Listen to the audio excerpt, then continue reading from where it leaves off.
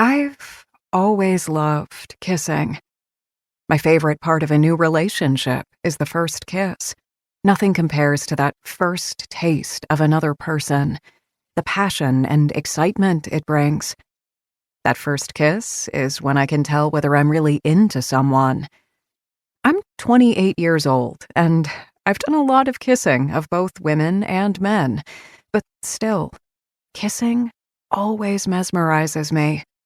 Especially that first damned kiss. I can still get wet from that first kiss. That's how I know something more is brewing, that the physical chemistry is there even if the emotion isn't yet. I don't like to generalize, but men are usually more aggressive kissers than women are. Must be a testosterone thing. I enjoy the primal passion of a kiss from a man as well as the soft gentleness of a kiss from a woman. But a kiss from Brock Steele. Seriously, in a category all its own.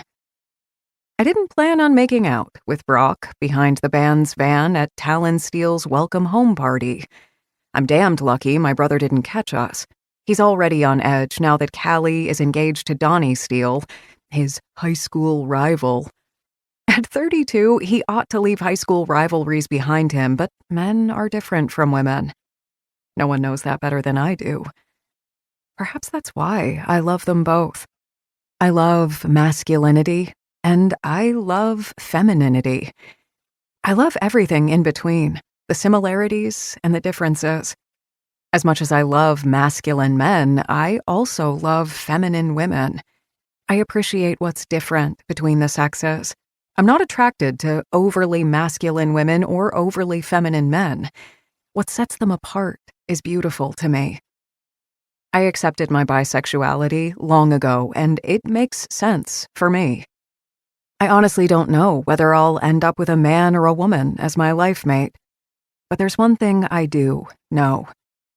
I want to be a mother, and my biological clock is ticking away. I can always adopt, or perhaps I'll get involved with a younger woman who doesn't have the biological clock problem. Truly, though, I'm ready now. I don't want to be one of those women having babies in her late 30s and early 40s. I want to be young and energetic as I raise my child. So, what's this got to do with Brock Steele being an amazing kisser? I'm almost afraid to put it into thought. Maybe if I say it to Callie, I'll be able to accept that I'm actually thinking it. Last time I saw her, she was headed into the house with Donny. They've been in there for a while. I know what that means. They're somewhere having a quickie. Why not?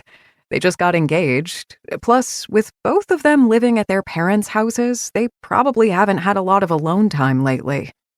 I know my sister. She marches to the beat of her own drummer. She won't have an issue with a quickie while a big party is going on outside. And Donny? As one of the original 3 Raketeers, he won't either. Still, I head to the deck. Maybe I can find her. Bingo. In the kitchen. She throws a half-eaten piece of cake into the garbage. Unusual for her. Callie hates waste. But then again, neither of us has had much of an appetite lately, with all that's going on.